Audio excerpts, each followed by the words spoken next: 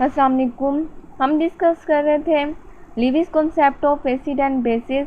थोड़ा सा टॉपिक रह गया था, कुछ कॉन्सेप्ट रह गए थे, जिसमें पहला जो कॉन्सेप्ट है वो है न्यूट्रलाइजेशन रिएक्शन। ठीक है, हम लीविस कॉन्सेप्ट को डिस्कस कर रहे हैं। अगर हम जनरली कभी भी न्यूट्रलाइजेशन रिएक्शन को डिस्कस करते हैं या उसकी डेफिनेशन को देखते हैं तो न्यूट्रलाइजेशन रिएक्शन ऐसा रिएक्शन होता है जिसमें एक एसिड बेस के साथ रिएक्ट करके प्रोडक्ट में साल्ट एंड वाटर बनाते हैं। हमेशा हमारे पास प्रोडक्ट क्या होना चाहिए? Salt and water. तो इस रिएक्शन को जिसमें हमारे पास एसिड और बेस रिएक्ट करने के बाद साल्ट एंड वाटर बनाते हैं, ये रिएक्शन कहलाता है न्यूट्रलाइजेशन रिएक्शन। ये एक जनरली हम बात करें। एग्जाम्पल देखते हैं। एसिड है HCl, बेस है सोडियम हाइड्रोक्साइड। जब ये रिएक्ट करते हैं, H के ऊपर पॉजिटिव चार्ज होता है, Cl के ऊपर नेगेटिव, इसी तरह से सोडियम के ऊपर पॉजिटिव और OH के ऊपर नेगेटिव चार्ज मौजूद होता है।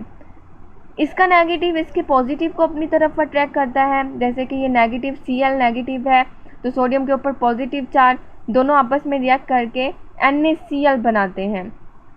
और इधर हमारे पास OH नेगेटिव और हाइड्रोजन जब आपस में रिएक्ट करते हैं तो इसके नतीजे में वाटर की फॉर्मेशन होती है।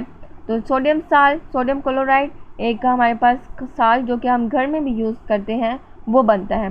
तो ये एक रिएक्शन कौन सा है? Neutralisation reaction.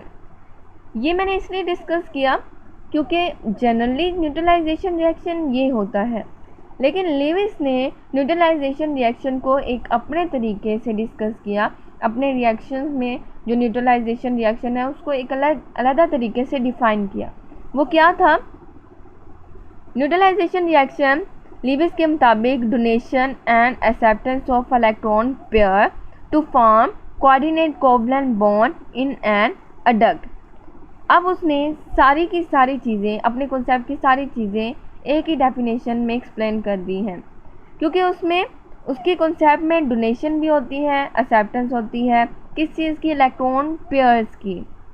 और उसके नतीजे में कोऑर्डिनेट कोवलेंट बॉन्ड भी बनता है दोनों में। और जो प्रोडक्ट है उसे हम क्या नाम देते हैं? अडक्ट का।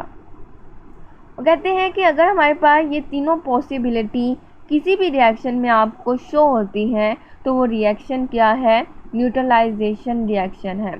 तो अगर हम लीविस का देखते हैं, लीविस के सारे रिएक्शन, जितनी भी इक्वेशन वो शो करता है अपने मुताबिक, उसके तो सारे रिएक्शन न्यूट्रलाइजेशन है, यानी न्यूट्रलाइज हो जाते हैं।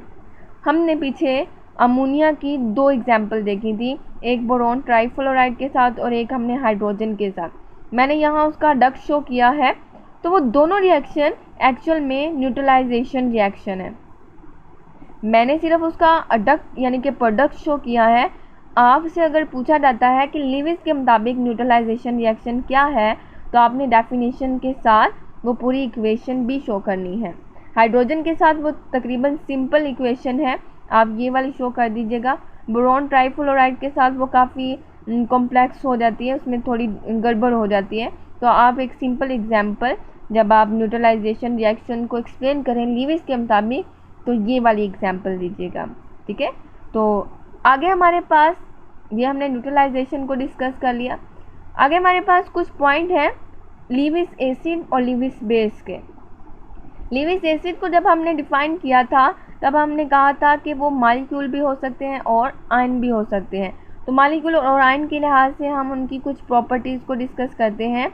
मॉलिक्यूल के लिहाज से देखें तो एक चीज़ उसमें लाजमी आपने देखनी है, central atom has incomplete octet. Molecule में जो सेंट्रल एटम है उसके पास इनकम्प्लीट ऑक्टेट होता है, यानी उसका वैलेंस शेल इनकम्प्लीट होता है, वो ऑक्टेट को फॉलो नहीं कर रहा होता, उसके वैलेंस शेल में 8 इलेक्ट्रॉन मौजूद नहीं होते हैं। एग्जाम्पल देखते हैं। बोरोन ट्राइफ्लोराइड को हमने पहले भी डिस्कस किया है। ठीक है, एल्यूमिनियम ट्राइक्लोराइड या एल्यूमिनियम क्लोराइड को देख लेते हैं। और दूसरा हमारे पास है फेरिक क्लोराइड, जिसमें क्लोरीन के 3 एटम ने आयरन को घेरा हुआ है। अगर हम इसको डिस्कस करते हैं, सिमिलरली जिस तरह से हमने बोरोन को देखा था, तो यहाँ भी एल्यूमिनियम के वैलेंस शेल में 3 इलेक्ट्रॉन हैं और आयरन के भी वैलेंस शेल में 3 इलेक्ट्रॉन हैं और तीनों इलेक्ट्रॉन शेयरिंग में पार्टिसिपेट कर रहे हैं, किसके साथ? क्लोरीन के साथ।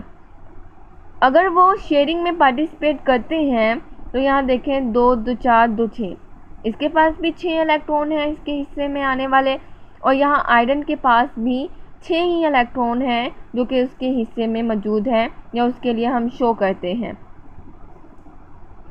अगर ऑक्टेट कंप्लीट करना है तो अभी भी इसको कितने इलेक्ट्रॉन रिक्वायर्ड हैं? 2 इलेक्ट्रॉन। यानी मैं ये कह सकती हूँ कि यहाँ जो सेंट्रल एटम है एल्यूमिनियम, आयरन और बोरॉन, जिनको बाकी हैलोजेंस ने सराउंड किया हुआ है, ये सेंट्रल एटम अभी भी इलेक्ट्रॉन्स के लिहाज से इनकम्प्लीट है और ये किसी भी कंडीशन में, किसी भी सिचुएशन में अगर वो इलेक्ट्रॉन इनको प्रोवाइड किए जाते हैं तो ये उन इलेक्ट्रॉन्स को एक्सेप्ट कर सकता है। ठीक है, ये एग्जाम्पल हमने पढ़ ली मॉलिक्यूल्स के लिहाज से। अब हम देखते हैं कि एसिड के आयंस भी होते हैं। तो सिंपल केटाइन और all cation act as Lewis acid. जितने भी केटाइन हैं वो हमारे पास एक एसिड के तौर पर, लेविस एसिड के तौर पर एक्ट कर सकते हैं। ऐसा कैसे? क्योंकि केटाइन के ऊपर पॉजिटिव चार्ज है और पॉजिटिव चार्ज इलेक्ट्रॉन की डेफिशिएंसी को शो करता है। डेफिशिएंसी को, इलेक्ट्रॉन की डेफिशिएंसी को अगर वो शो करता है तो मतलब वो इलेक्ट्रॉन को गेन या एक्सेप्ट कर सकता है। केटाइंस की जब भी बात होती है तो जहन में मेटल्स आते हैं, क्योंकि मेटल आसानी से केटाइन की फॉर्मेशन करते हैं। हमारे पास डिफरेंट मेटल्स के केटाइन यहाँ मौजूद हैं, लेकिन इनको मैंने 2 हिस्सों में डिवाइड किया है। कुछ की टेंडेंसी इलेक्ट्रॉन को एक्सेप्ट करने की कम होती है, कुछ की टेंडेंसी ज़्यादा होती है। मैं यहाँ एटम की बात नहीं कर रही, मैं आयन की बात कर रही हूँ, और आयन कौन से? केटाइन की बात करें। इन केटाइंस की एबिलिटी इलेक्ट्रॉन को एक्सेप्ट करने की कम है एज़ कम्पेयर टू यहाँ जो मैंने केटाइन शो किए हैं इनकी निस्बत। ये डिपेंड करता है केटाइन की साइज़, उनके न्यूक्लियर चार्ज पर, उनकी अफिनिटी पर, कि इनकी अफिनिटी कम है इलेक्ट्रॉन को एक्सेप्ट करने की और इनकी टेंडेंसी या अफिनिटी ज़्यादा है इलेक्ट्रॉन को गेन करने की, एक्सेप्ट करने की। ये हमारे पास आयन हैं, अल्कली और अल्कलाइन अर्थ मेटल, यानी पीरियोडिक टेबल के स्टार्ट पर जो मेटल्स हैं उनके पास उनकी जो आयन होते हैं, उनके जो केटाइन होते हैं, उनकी मज़ीद इलेक्ट्रॉन को एक्सेप्ट करने की टेंडेंसी कम होती है एज़ कम्पेयर। हमारे पास यहाँ प्रोटॉन, हमने पहले प्रोटॉन को तो हमने बहुत ज़्यादा डिस्कस किया है। अमोनिया में हमने दोनों नहीं, बल्कि अमोनिया के एक एग्जाम्पल में हमने इसको डिस्कस किया था प्रोटॉन को। इसकी अगर हम बात नहीं करते हैं, इसके अलावा सिल्वर है। यहाँ बुक में सिर्फ आपकी यहाँ 2 एग्जाम्पल दिए, लेकिन जितने भी हमारे पास ट्रांजिशन मेटल हैं, आयरन है, जिंक है, इसके अलावा और भी हमारे पास जितनी भी ट्रांजिशन मेटल हैं, उनकी एबिलिटी, उनकी टेंडेंसी इलेक्ट्रॉन को एक्सेप्ट करने की ज़्यादा होती है। और बाद में हमारे पास जो जितने भी कॉम्प्लेक्स बनते हैं उनमें जो सेंट्रल एटम होता है वो मोस्टली जो मेटल होती है वो ट्रांजिशन मेटल होती है। ट्रांजिशन मेटल होती है। यहाँ हमने केटाइन को डिस्कस कर लिया कि केटाइन भी हमारे पास लेविस एसिड के तौर पर एक्ट कर सकते हैं, और हमारे पास ये मॉलिक्यूल, सिंपल मॉलिक्यूल भी किसके तौर पर एक्ट कर सकते हैं? लेविस एसिड के तौर पर, क्योंकि दोनों ही इलेक्ट्रॉन्स के लिहाज से डेफिशिएंट होते हैं, दोनों को ही इलेक्ट्रॉन रिक्वायर होते हैं। अगर हम लेविस बेस को देखते हैं, लेविस बेस को डिस्कस करते हैं मॉलिक्यूल और आयन के लिहाज से, तो मॉलिक्यूल में अगर हम देखें तो सेंट्रल एटम के पास एटलीस्ट 1 लोन पेयर होना चाहिए। जिस तरह से वहाँ सेंट्रल एटम डेफिशिएंट होना चाहिए इलेक्ट्रॉन के लिहाज से, तो यहाँ इसके पास ज़्यादा से ज़्यादा नहीं, कम से कम 1 लोन पेयर तो ज़रूर होना चाहिए। कुछ एटम ऐसे होते हैं जिनके पास 2 से भी ज़्यादा होते हैं, 3 होते हैं, 4 होते हैं, लेकिन हमारे पास यहाँ जो सिंपल, जो कि लेविस बेस के तौर पर एक्ट कर सकते हैं, उनके पास सेंट्रल एटम में कम से कम 1 लोन पेयर तो लाजमी होना चाहिए। अमोनिया के एग्जाम्पल, बार बार हम अमोनिया को डिस्कस करते हैं, अब तो आपको याद हो जाना चाहिए अमोनिया की स्ट्रक्चर, अमोनिया के लोन पेयर। अमोनिया के पास एक लोन पेयर है जो कि नाइट्रोजन पर मौजूद होता है, तो ये लेविस बेस है, एग्जैक्टली है। फिर हमारे पास है अमाइन। अमाइन अमोनिया जैसे होते हैं, थोड़ा सा फ़र्क होता है कि यहाँ हमारे पास 3 हाइड्रोजन है, यहाँ 2 हाइड्रोजन है और 1 हाइड्रोजन की जगह R ग्रुप होता है, ठीक है।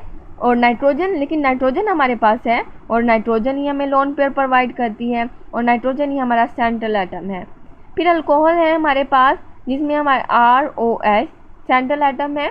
ऑक्सीजन, ऑक्सीजन के पास 2 लोन पेयर होते हैं, यहाँ आपने देखा होगा 2 लोन पेयर है, इसकी इस साइड पर हाइड्रोजन और इस साइड पर R ग्रुप प्रेजेंट है। इसी तरह से वाटर है, वाटर में भी सेंट्रल एटम ऑक्सीजन होता है, एक साइड पर, दोनों साइडों पर हमारे पास हाइड्रोजन एटम है, लेकिन हमारा काम है लोन पेयर्स के साथ और यहाँ ऑक्सीजन के पास 2 लोन पेयर मौजूद हैं। याद रखिएगा ऑक्सीजन के पास स्टेबल फॉर्म में 2 लोन पेयर होते हैं और नाइट्रोजन के पास 1 लोन पेयर होता है। अब रह जाती है बात R ग्रुप की कि R क्या है। R एक्चुअल में हाइड्रोकार्बन्स को, हाइड्रोकार्बन के ग्रुप को शो करता है। हाइड्रोकार्बन क्या होते हैं? ऐसे कंपाउंड जो कि कार्बन और हाइड्रोजन पर मुश्तमिल होते हैं या हाइड्रोजन और कार्बन को कंटेन करते हैं, ठीक है। जब R ग्रुप में हमारे पास चेंजेस हो सकती हैं, वो ग्रुप पर हमारे पास कोई भी हाइड्रोकार्बन का कोई भी ग्रुप हो सकता है, लेकिन अगर उसके पास OH है तो वो क्या कहलाएगा?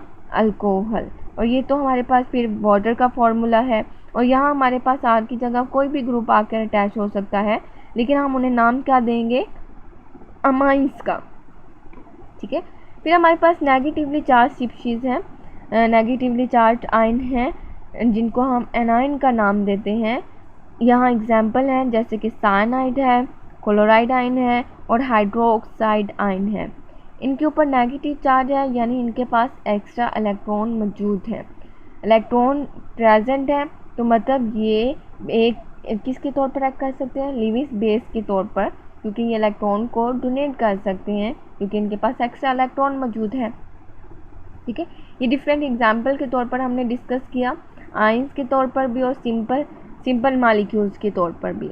एक बात जो रह जाती है वो ये कि हमारे पास अगर यहाँ सिंपल केटाइन और सिंपल एनाइन आपस में रिएक्ट कर जाते हैं, जैसे कि Na पॉजिटिव और यहाँ से Cl नेगेटिव को मैं आपस में रिएक्ट करवा देती हूँ या Na को OH के साथ रिएक्ट करवा देती हूँ, तो हमारे पास कोऑर्डिनेट कोवलेंट बॉन्ड नहीं बनेगा, बल्कि एक सिंपल आयनिक बॉन्ड बनेगा, ठीक है। क्योंकि ये आयन है Na पॉजिटिव आयन और इस तरह से यहाँ OH नेगेटिव आयन, तो बनने वाला रिएक्शन क्या होगा? आयनिक कंपाउंड, कोऑर्डिनेट बॉन्ड तो नहीं ना बना, तो इसका इसके साथ लिंक नहीं हो सकता, इनमें शेयरिंग या इनमें कोऑर्डिनेशन नहीं हो सकती क्योंकि वो आयनिक बॉन्ड बना देंगे।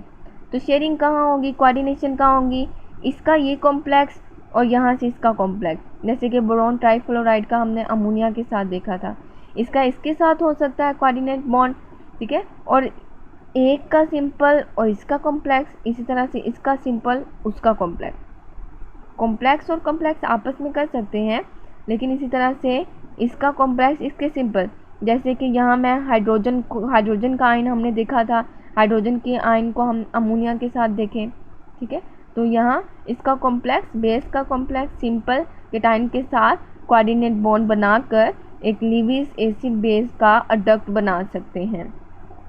अगर हम इसका देखें तो यहाँ हमारे पास सायानाइड अगर यहाँ रिएक्ट करता है तो ये सायानाइड इसको इलेक्ट्रॉन प्रोवाइड कर सकता है, बोरॉन ट्राइफ्लोराइड को इलेक्ट्रॉन प्रोवाइड कर सकता है, तो इनके दरमियान कोऑर्डिनेशन या कोऑर्डिनेट कोवलेंट बॉन्ड की फॉर्मेशन हो सकती है, ठीक है।